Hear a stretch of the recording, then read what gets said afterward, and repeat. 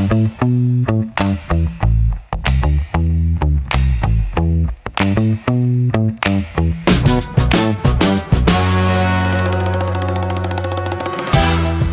à tous et bienvenue sur le podcast du Cappuccino et des livres. Le temps d'un cappuccino, nous allons parler de livres et d'écriture, mais pas que. Je suis Jess Angel, j'aime autant lire des histoires qu'en raconter et j'avais envie de partager avec vous tout mon univers. Et quoi de mieux qu'un podcast pour le faire ? Alors allons-y, c'est parti.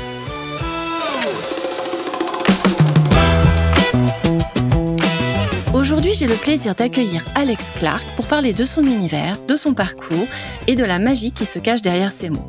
Installez-vous confortablement, servez-vous un cappuccino et laissez-vous inspirer par cette conversation autour des livres et de l'écriture. Bonjour Alex et bienvenue sur le podcast. Bonjour Jess. Comment ça va ? Ça va super bien. Eh ben écoute, on va commencer par une petite présentation. Alors, la question piège que je pose à tous mes auteurs, c'est si tu devais te présenter en quelques mots, qu'est-ce que tu nous dirais de toi ? Alors, je dirais que je suis premièrement passionnée, forcément, je pense que pour écrire des histoires, c'est important, sincère et je dirais patiente, surtout dans le parcours, parce qu'il faut être patiente quand on est auteur ou autrice, ça prend du temps entre l'idée qui germe et l'idée quand les lectrices voient le jour de cette même idée. J'imagine bien, ouais. Et justement, qu'est-ce qui t'a donné envie d'écrire ? Est-ce que, comme tu disais, ça a pris du temps ? Ou est-ce qu'un jour tu t'es dit « non, c'est bon, j'y vais » ? Alors, j'ai toujours eu beaucoup d'imaginaire. J'ai inventé des histoires dans ma tête depuis l'enfance. Même avant de me coucher, je me fais des scénarios encore dans ma tête.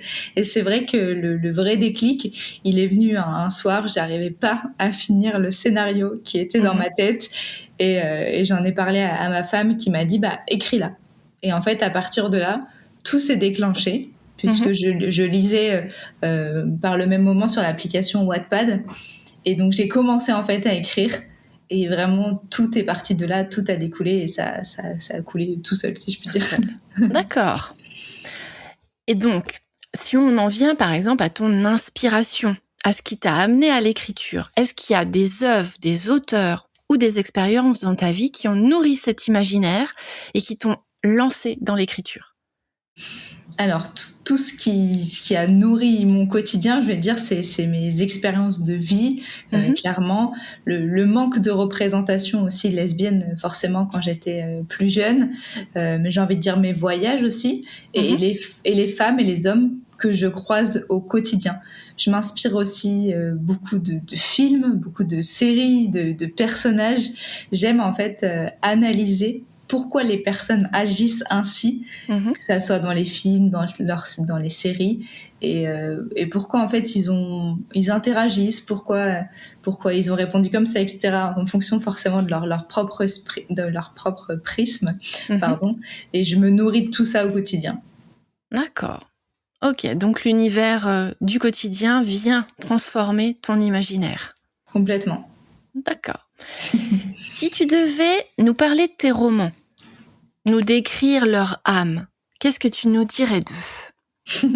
C'est pas facile comme question. Ah ouais, je sais. Je dirais l'intensité émotionnelle des histoires où l'amour est une évidence, mais jamais simple. D'accord. Parce que j'aime bien, pour le coup, avoir des personnages un petit peu torturés, et j'ai envie de dire une couleur un petit peu orageuse, avec toujours une petite lumière au bout. D'accord. Ok, donc il faut que ça bouge un petit peu pour pouvoir provoquer ce qui va arriver. Ok. Si on devait parler de ta toute première histoire, celle que justement tu nous parlais tout à l'heure sur Wattpad, qu'est-ce qui t'a poussé, en plus de ton épouse qui t'a poussé à l'écrire et à te lancer, qu'est-ce qui t'a poussé dans cette histoire-là précisément ? Alors oui, forcément, donc c'était Capitaine Queen, donc ma toute première histoire et celle que le public, mes lectrices ont aussi découvert. Comme j'ai dit, donc elle est née d'un scénario que j'arrivais pas à finir dans ma tête, et en fait je voulais raconter une romance lesbienne forte dans un univers tendue, avec de vrais enjeux. Mais surtout, ce qui m'a poussée à la raconter, forcément, c'est le manque de représentation à l'instant T et selon mes connaissances du moment.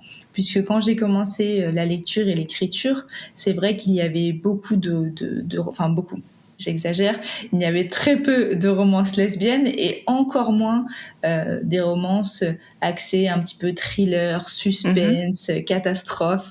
Et vraiment, moi, c'est ce qui m'anime.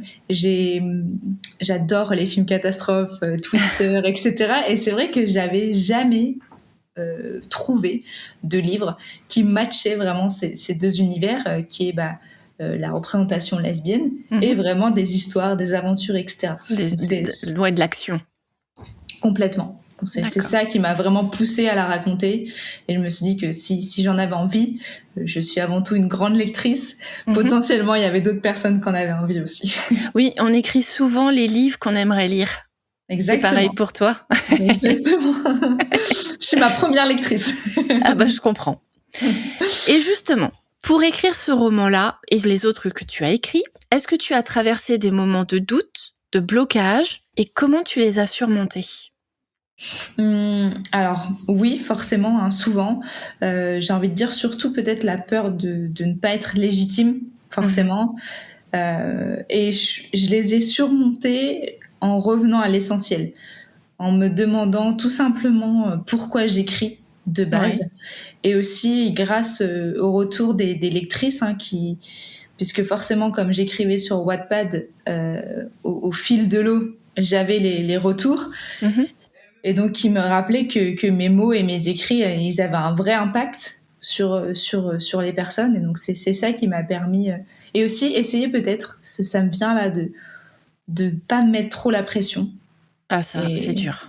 C'est très dur parce que quand on écrit un livre pour les autres, on se met toujours énormément de pression en disant oui, mais est-ce qu'ils vont aimer ci, oui, mais est-ce qu'ils vont pas aimer ça, est-ce qu'ils vont me juger trop sévèrement sur ci. Et je pense qu'avant tout, le livre, faut l'écrire pour soi. Et plus il est vrai, plus il va plaire. Est-ce qu'il sera plus authentique et plus sincère ? Complètement. Je comprends, pas de souci.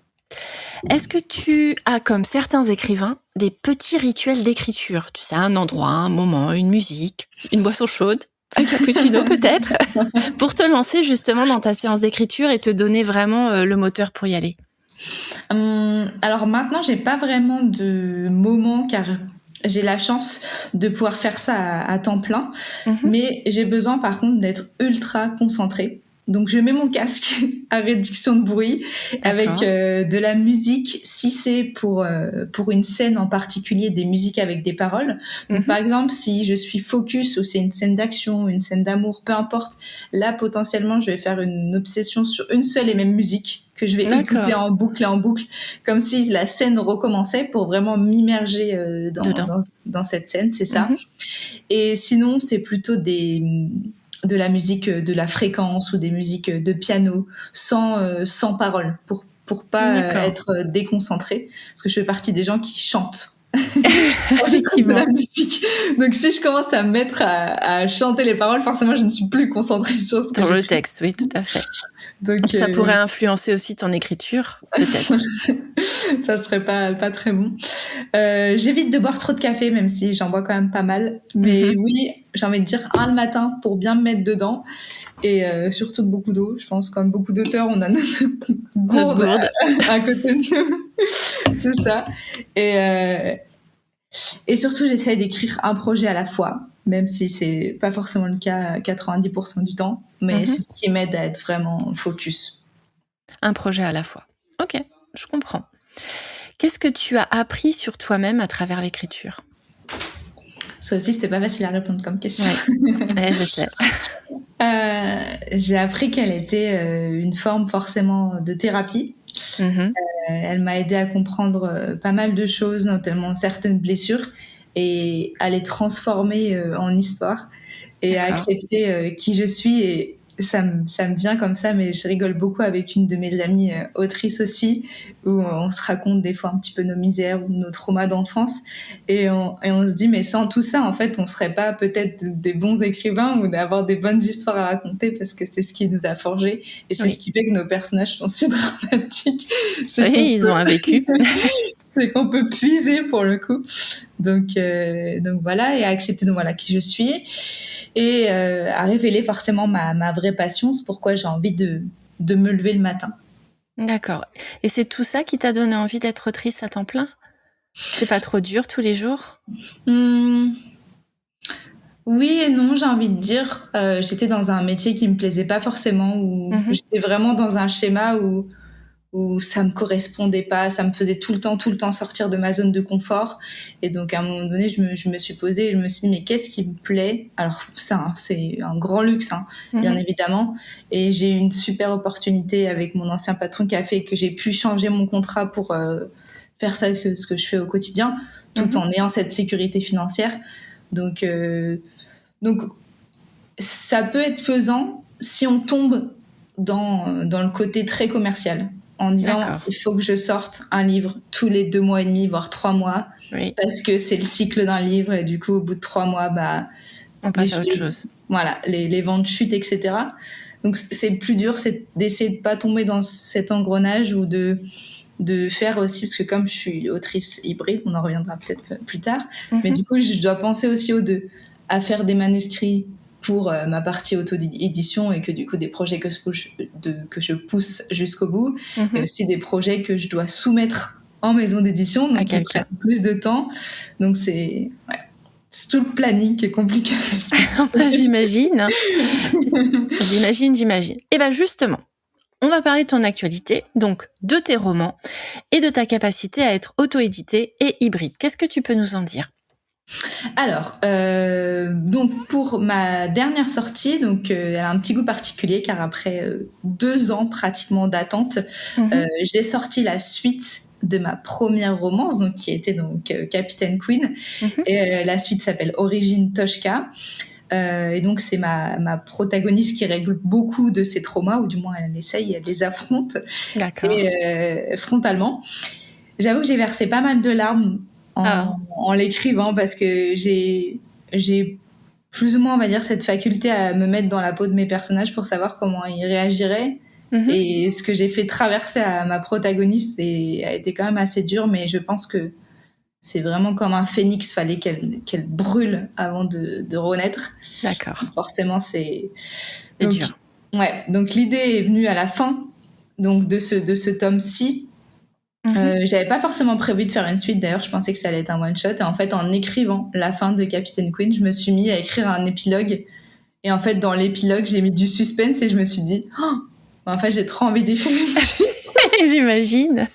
Et je l'ai pas écrit tout de suite, et sauf que mes lecteurs, quand ils ont fini de lire, ils étaient là en mode par contre la suite, il y a un petit point dans l'épilogue là. Donc, oui, j'imagine, il faut se lancer. C'est ça. Mais par contre, du coup, après, j'ai eu le syndrome de la page blanche pendant un bon petit moment. Ah mince. Parce que justement, j'ai eu peur que le 2e tome ne séduise pas autant que le premier. Parce que justement, je ne pensais pas à moi.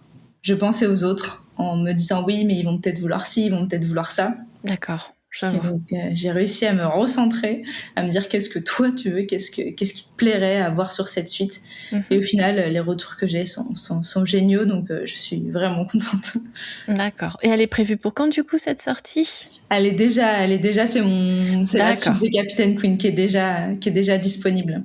Ok. Et les retours ont été bons finalement ? Tu t'étais pas trop mis la pression pour rien ? Non, les retours ont été très bons, et les retours que j'ai eus, c'est merci pour cette fin de duologie parfaite, et quelques petits regrets de plus retrouver les personnages, forcément. J'imagine. Oui. Mais non, ils m'ont dit ça aurait pas pu mieux finir, donc parfait. J'en demandais pas autant. Juste, c'est bien justement les rencontres avec tes lecteurs. Est-ce que t'en fais ? En dehors de tes retours que tu as eus pour tes romans, est-ce que tu les rencontres en vrai ? Alors, oui, je suis généralement tous les ans en salon. J'essaye de faire des salons. Je suis notamment au salon du livre lesbien à Paris. D'accord. Donc, je serai au salon du livre lesbien à Paris fin avril. Donc, ça me permet de rencontrer mes lectrices. Alors, c'est vrai que c'est pas forcément facile parce que j'ai un petit peu de mal à pitcher mes romans, même si je sais pas si ça se voit toujours. Il y a toujours un petit stress, mais en tout cas, j'adore vraiment rencontrer les lectrices et les lectrices et les voir s'animer quand elles parlent de mes romans ou quand elles parlent de mes personnages, qu'elles arrivent avec des livres qu'elles ont déjà bien lus ou prêtés à quelqu'un. Annotés, mis des stickers partout. Ouais, franchement, j'adore converser même sur les réseaux sociaux. J'ai plein de lectrices qui m'envoient des messages. Et je trouve ça, lecteurs et lectrices, je trouve ça hyper enrichissant en fait. J'adore moi avoir les retours, ça motive. Ouais, vraiment. Ah ben, j'imagine bien. Et tes projets actuels, du coup, t'as un prochain livre qui arrive ou... vas-y, raconte-nous. Alors, mes projets actuels, normalement, j'ai 3 livres en préparation pour cette année. Donc, un qui sort aux éditions donc Reine de Cœur en avril. Je pense que c'est celui-là où j'ai le plus hâte, vraiment, parce que de tous mes livres que j'ai écrits, moi, j'en ai écrit que 6 pour l'instant. C'est déjà pas mal. C'est déjà pas mal. C'est mon livre préféré. Vraiment, c'est mon livre préféré. J'ai vraiment beaucoup aimé l'écrire. Un autre qui sort en auto-édition, qui sort cet été. C'est une romance un peu plus légère. C'est une romance campus universitaire, lesbienne, bien évidemment. Et en fin d'année, je démarre donc une nouvelle série qui se nommera Boston Blue. Et en fait, on va suivre sur 4-5 tomes des protagonistes du monde de la justice, de la police, sur des affaires. Et à chaque tome, une histoire d'amour différente. Donc, ça sera des protagonistes différents, mais qui vont tous s'insérer dans le même monde. D'accord. Et ce sera une sorte de thriller romance ? C'est ça. Thriller. D'accord. Ouais.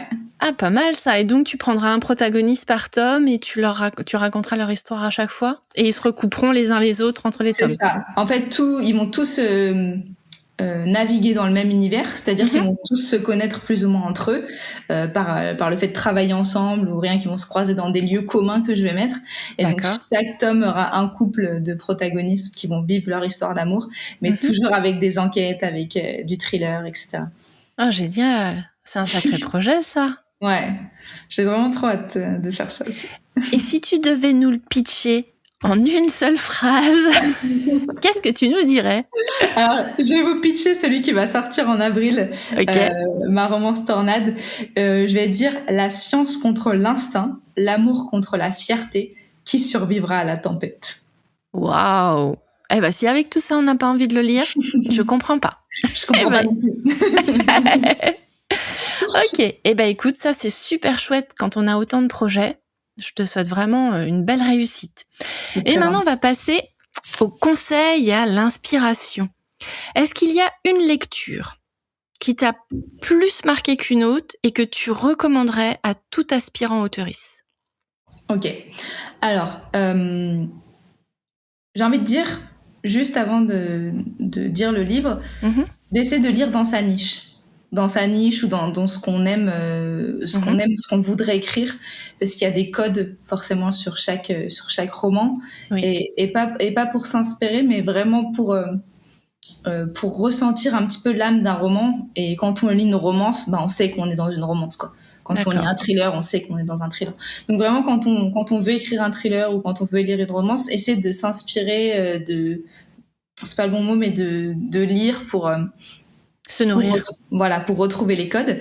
Une lecture que j'ai trouvée très intéressante, qui n'a rien à voir, si vous avez un peu de temps en revanche, parce que c'est un beau bébé, c'est celui-ci, je vais le dire, c'est l'anatomie du scénario. Ah oui, je l'ai lu, je confirme. Voilà. Mais c'est pas mal. Les analyses sont très intéressantes sur différents films où justement il expose quelle est la prémisse, quels sont les enjeux des personnages, quelle est l'intrigue, quel est le twist, etc. C'est pas mal, effectivement. Complètement. Donc de John Trudy. Moi, je l'ai pas encore fini, j'avoue. Mais voilà, les concepts et les exemples font énormément réfléchir et font pousser la réflexion encore plus loin. Et on se pose des questions, je pense qu'on ne s'était même pas posé avant. Tout à fait. On voit l'écriture d'un roman d'une autre façon, en fait. Finalement, ça nous rend ça très technique. Autant il y a la passion qui va nous amener à écrire le livre qu'on aurait aimé lire, et autant il y a la technique derrière pour rendre ce roman le alors, ma phrase est très pas bonne en français, je vous préviens, mais le plus meilleur possible, je sais pas comment dire. Le plus mieux, voilà, c'est ça. Le plus mieux possible, effectivement. Je comprends. Et justement, non, c'est moi. Par rapport à, tout à l'heure, on parlait de ce que l'écriture t'a appris et comment t'avais surmonté certaines difficultés.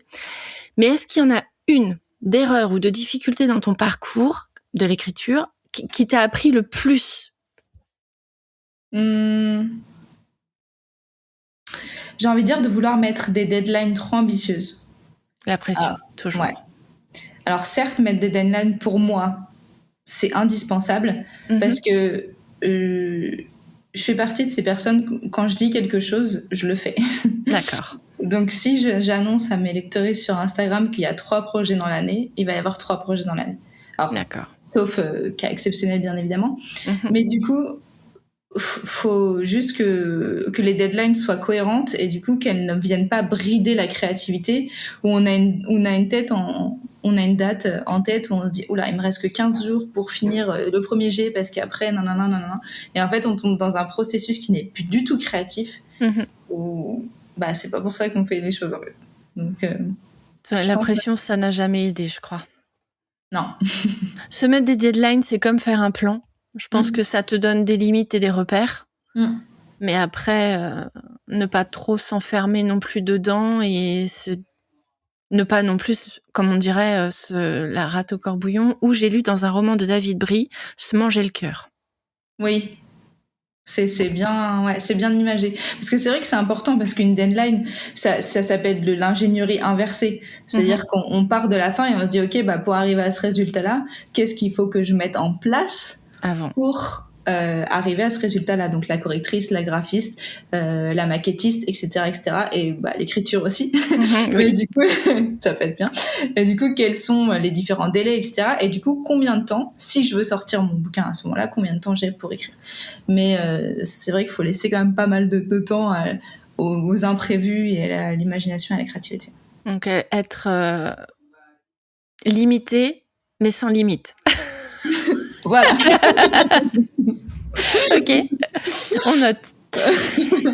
Si tu devais donner un conseil à l'écrivaine que tu étais à tes débuts, que lui dirais-tu ? Je dirais lis beaucoup.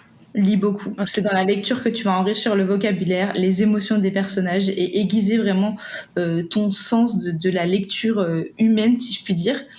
Car, comme tu l'as compris, je pense, j'aime vraiment rendre mes personnages humains le plus possible. Et pour moi, ils vivent dans ma tête, tous autant qu'ils sont. c'est des vraies personnes. Et pour ça, il faut s'inspirer du monde qui nous entoure et forcément des lectures. Entre mon premier livre et mon dernier livre, je vois que même personnellement, mon écriture a énormément évolué. Et rien que par ce fait que je m'engorge, j'allais dire, c'est pas du tout le bon mot. je m'inonde.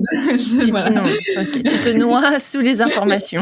Non, je me nourris de romans, de choses, même d'aller se renseigner aussi sur les différentes manières d'écriture, même le livre dont on a parlé tout à l'heure, l'anatomie du scénario. En fait, se nourrir et trouver sa façon à soi, mais c'est hyper important. Ok. Entre la lecture et l'écriture, est-ce qu'il y en a une des deux qui te permet le plus de respirer et de te poser ?